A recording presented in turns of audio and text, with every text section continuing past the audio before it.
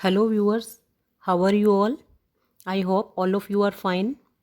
I Rashmi once again welcome you to my YouTube channel.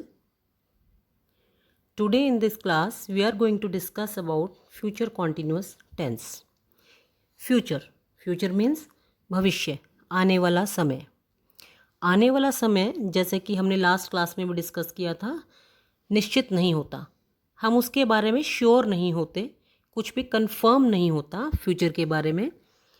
तो हम present में रहकर प्लानिंग करते हैं। फ्यूचर की किसी भी चीज़ के लिए हम प्लानिंग करते हैं कि I will do this, I will do that. जैसे कि मैं कल खेलने जाऊंगी, मैं कल बाज़ार जाऊंगी, मैं तुमसे मिलने आऊंगी। तो ये जो सभी सेंटेंसेस हमने बोले, ये हमने फ्यूचर की प्लानिंग के लिए बोले हैं कि कल मैं ऐसा करूंगी। अभी आपने ऐसा किया नहीं है, आप करोगे। तो आपने सिर्फ फ्यूचर के लिए प्लानिंग की है कि कल मुझे ये करना है। तो इस तरह के जब सेंटेंसेस हम लिखते हैं फ्यूचर की किसी भी प्लानिंग के, तो वो हम फ्यूचर टेंस में लिखते हैं। जिन सेंटेंसेस के पीछे गा, गे, गी, मैं ये करूँगा, मैं खेलूँगी, मैं तुमसे मिलने आऊँगी, हम जाएंगे, तो जिन सेंटेंसेस के पीछे ये गा, गे, गी इस तरह के वर्ड्स आते हैं, उनको हम फ्यूचर इंडेफिनिट टेंस में लिखते हैं, जो हमने लास्ट वीडियो में सीखा था। लेकिन आज हम बात कर रहे हैं फ्यूचर कॉन्टिन्यूअस की। कॉन्टिन्यूअस मीन्स जो चीज़ अभी चल रही है, जो एक्टिविटी अभी चल रही है, the activity which is going on, जो चल रही है। लेकिन अब हम बात कर रहे हैं फ्यूचर कॉन्टिन्यूअस की, जो एक्टिविटी फ्यूचर में चल रही होगी। कॉन्टिन्यूअस मीन्स किसी चीज़ का प्रोग्रेस में होना, किसी चीज़ का जारी रहना। तो प्रोग्रेस में होना, इसलिए हम इसको फ्यूचर प्रोग्रेसिव टेंस भी बोलते हैं। What will you be doing? What will you be doing? तुम क्या कर रहे होगे? इस क्वेश्चन का जब आंसर हम देंगे तो वो फ्यूचर कॉन्टिन्यूअस टेंस में ही देंगे। What will you be doing, क्या मतलब है इसका कि तुम क्या कर रहे होंगे। वो हमसे ये नहीं पूछ रहा कि तुम क्या कर रहे हो, व्हाट आर यू डूइंग। वो हमसे पूछ रहा है कि what will you be doing, तुम क्या कर रहे होंगे। मतलब वो आपसे आगे के लिए पूछ रहा है, भविष्य के किसी समय के लिए आपसे पूछ रहा है कि आप उस समय क्या कर रहे होंगे। तो इस तरह के क्वेश्चन के आंसर जब हम देंगे तो वो हम फ्यूचर कॉन्टिन्यूअस टेंस में देंगे। तो आइए मैं आपको समझाती हूँ कि फ्यूचर कॉन्टिन्यूअस टेंस की सिचुएशन क्या है, किस सिचुएशन में हम इसको यूज़ करेंगे। जैसे कि एक एग्ज़ाम्पल हम लेते हैं। अगर आपसे आपकी फ्रेंड कहती है कि चलो हम कल मिलते हैं, या कल तुम मुझसे मिलने आओ, अगर आपसे वो ये कहती है और आप उसको कहते हो कि नहीं, मैं तो कल फिल्म देख रही होंगी, क्या कहते हो आप उसको? आई will be watching movie in the evening tomorrow. उसने आपसे कल शाम को मिलने के लिए पूछा और आपने उसको कहा कि मैं कल शाम को फिल्म देख रही होंगी।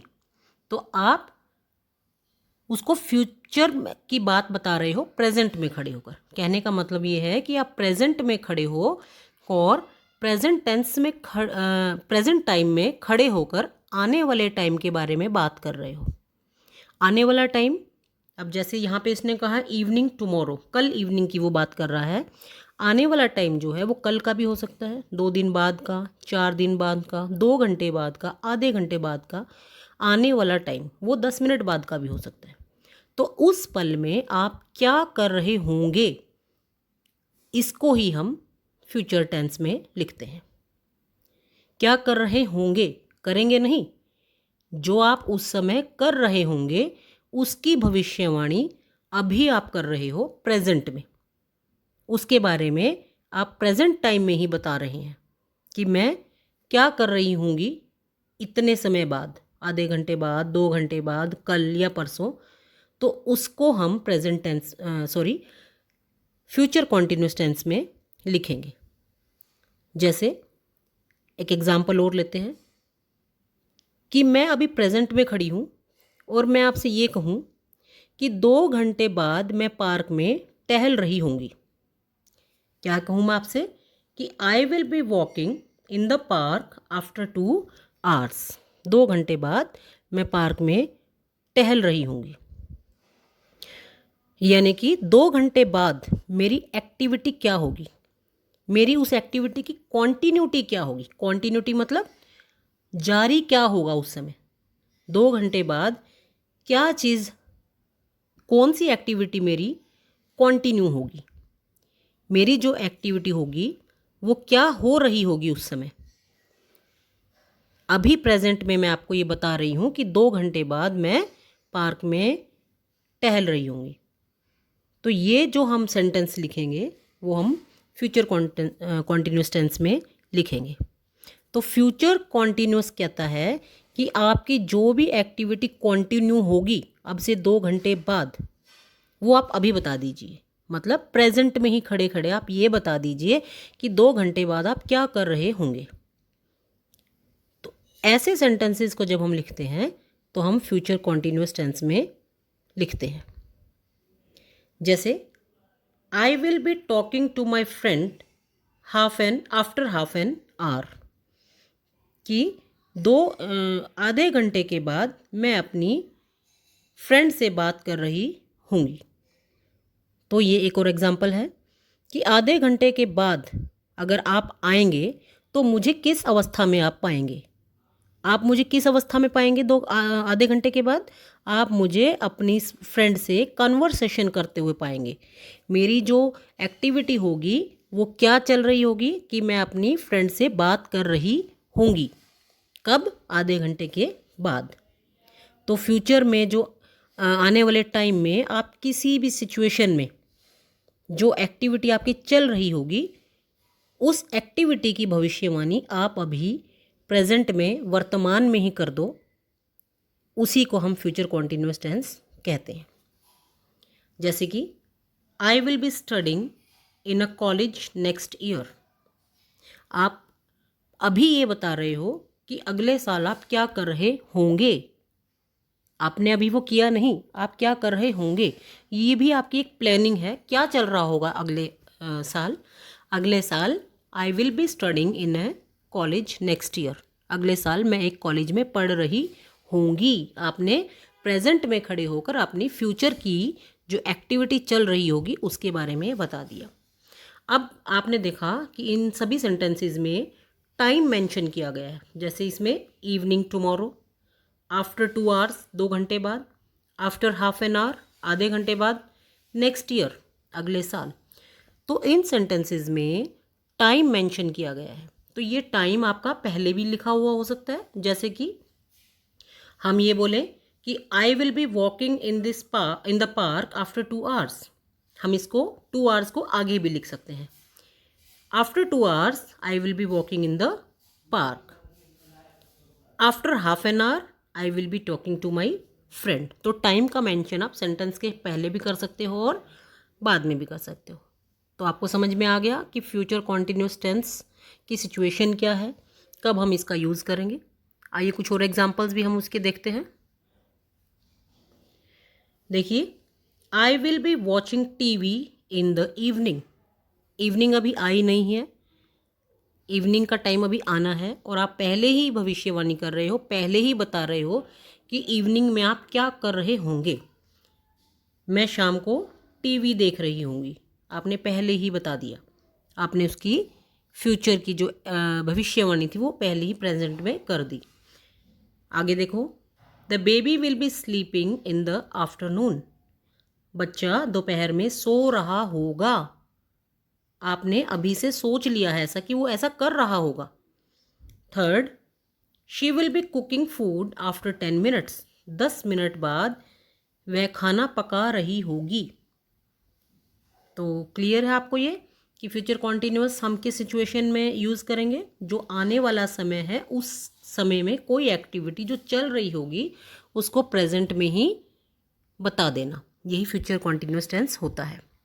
अब आइए देखते हैं हम इसके स्ट्रक्चर को कि सेंटेंस का स्ट्रक्चर क्या होगा इसमें। एफर्मेटिव सेंटेंस, लास्ट वीडियो में भी आपको मैंने ये समझाया था। एफर्मेटिव सेंटेंस कौन से होते हैं? सकारात्मक वाक्य जिसमें कोई क्वेश्चन मार्क नहीं होता, इंटरोगेशन मार्क नहीं होता। कोई इसके अंदर नॉट नहीं होता, नहीं का यूज इसमें नहीं होता, सकारात्मक वाक्य। इसका स्ट्रक्चर रहेगा subject plus will shall plus be plus verb की first form plus ING plus object. तो ये इसका स्ट्रक्चर है। इसमें आप देखो आईएनजी, पहले की क्लासेस में भी जब हमने प्रेजेंट टेंस किया था, पास्ट टेंस किया था, मैंने आपको समझाया था कि जहाँ पे आईएनजी आ जाता है आप ये समझ लो कि वो कॉन्टिन्यूस टेंस तो है ही है। आईएनजी कॉन्टिन्यूस की पहचान है। वर्ब की फर्स्ट फॉर्म के साथ आईएनजी जब आता है तो इट मीन्स वो कन्फर्म कॉन्टिन्यूस टेंस है।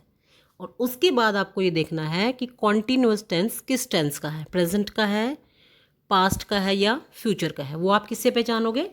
हेल्पिंग वर्ब से पहचानोगे कि ये प्रेजेंट का है, पास्ट का है या फ्यूचर का है।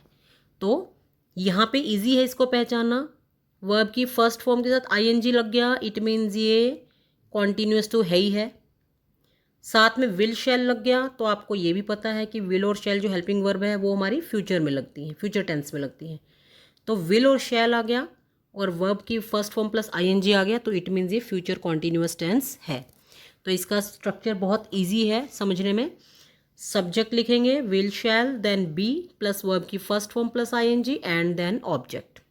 एग्जाम्पल्स देखिए, we will be watching a movie next Monday.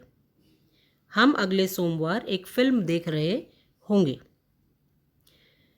अब इसमें नेक्स्ट मंडे जो टाइम मेंशन किया है फ्यूचर का वो क्या है? Next Monday. नेक्स्ट मंडे आप क्या कर रहे होंगे? नेक्स्ट मंडे आप फिल्म देख रहे होंगे। अब इसमें सब्जेक्ट क्या था? वी, हम। विल शैल में आपने यूज़ किया विल, जैसे मैंने आपको विल और शैल का जो कन्फ्यूज़न था वो लास्ट वीडियो में आपको क्लियर कर दिया था कि आप विल भी लगा सकते हैं क्योंकि अब शैल का यूज़ नहीं होता, ख़ासतौर से स्पोकन इंग्लिश में। तो विल हमने लगाया, then be, then watch plus ING, verb की first form and ING, and object a movie.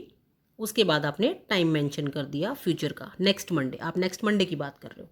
Next example, he will be going to work next week. वह अगले हफ्ते काम करने जा रहा होगा।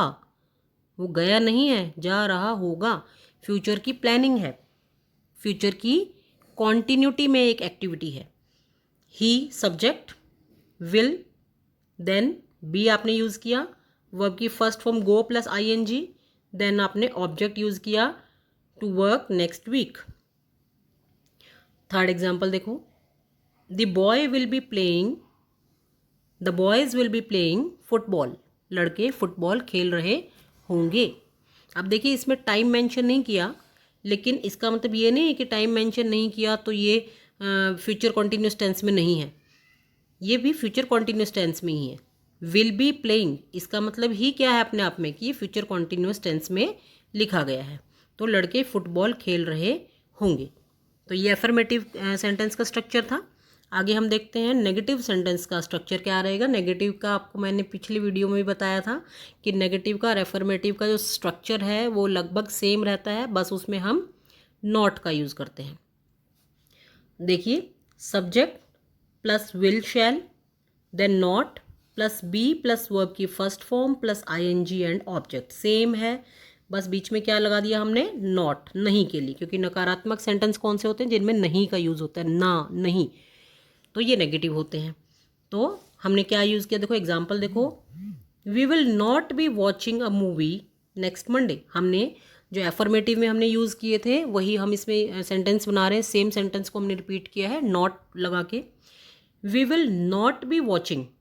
अब आपने क्या ध्यान रखना है कि नॉट हमारा कहाँ पे आएगा? विल शैल और बी के बीच में नॉट हम यूज़ करेंगे। ये आपने ध्यान रखना है कि नॉट का यूज़ हमेशा हम हेल्पिंग वर्ब के और बी के बीच में ही हमने करना है। We will not be watching a movie next Monday. हम अगले सोमवार एक फिल्म नहीं देख रहे होंगे।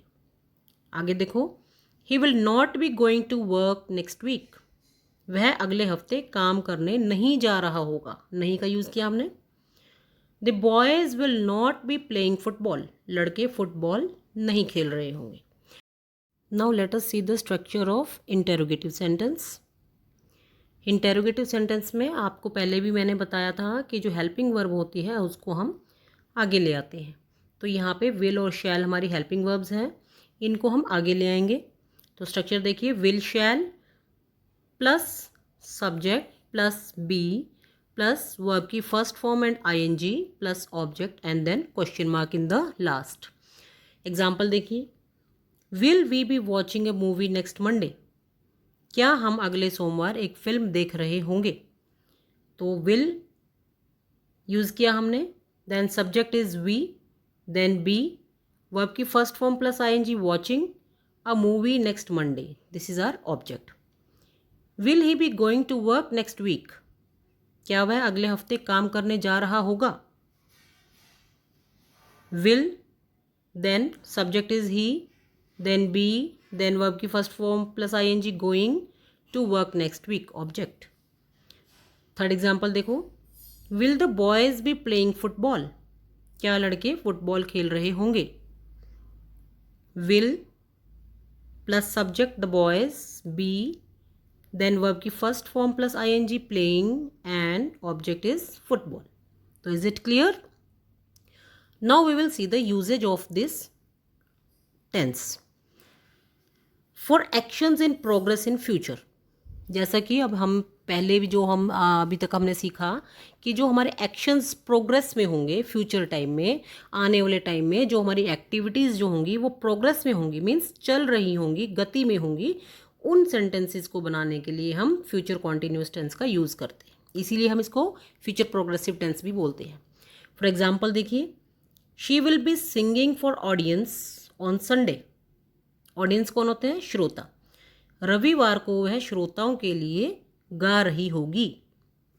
तो ये आने वाली एक्टिविटी के लिए एक बात वो कर रहा है यहाँ पे कि संडे को वो श्रोताओं के लिए गा रही होगी। ये प्लान है जो गति में होगा, जो प्रोग्रेस में होगा फ्यूचर में।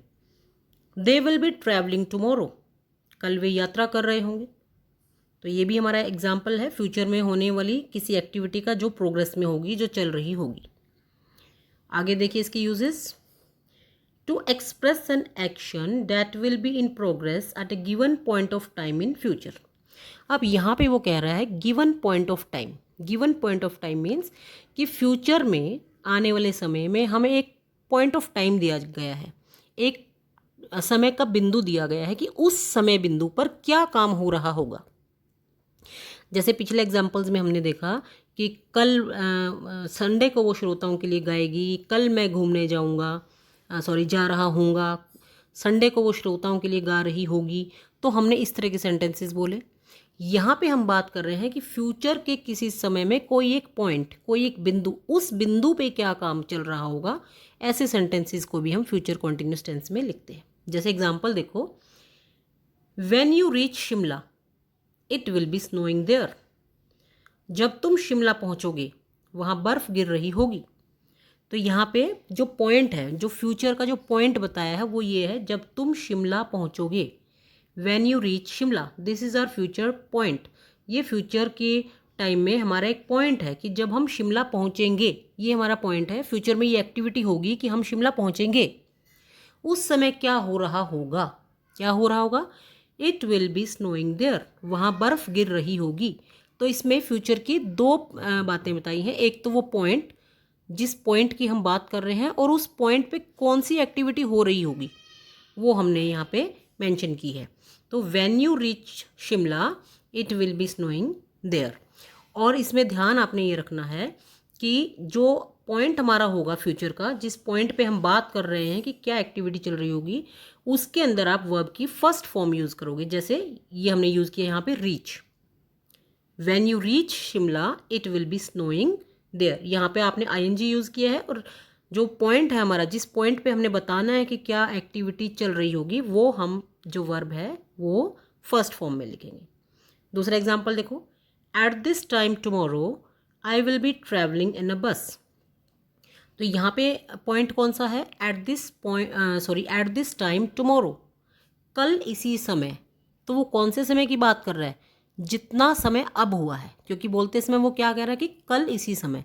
अगर अब 5 बजे हैं तो वो बात कर रहा है कि कल 5 बजे की, अगर अब 3 बजे हैं तो वो कल 3 बजे की बात कर रहा है। तो एट दिस टाइम टुमारो, कल इसी समय, तो हमारा पॉइंट क्या हो गया फ्यूचर का, कल इसी समय, यानी कि कल 3 बजे ही जो अभी समय हुआ है वही टाइम कल। I will be travelling in a bus, मैं एक बस में सफ़र कर रहा हूँगा। तो क्या उसने बताया कि कल 3 बजे जो पॉइंट होगा, हमारा फ्यूचर का पॉइंट है ये, इस पॉइंट पे क्या एक्टिविटी चल रही होगी, कौन सी एक्टिविटी गति में होगी, कौन सी activity will be in progress. तो वो एक्टिविटी क्या होगी, will be travelling in a bus. तो आई होप कि आपको ये क्लियर हो गया होगा कि फ्यूचर कॉन्टिन्यूअस हम किस सिचुएशन में यूज़ करते हैं।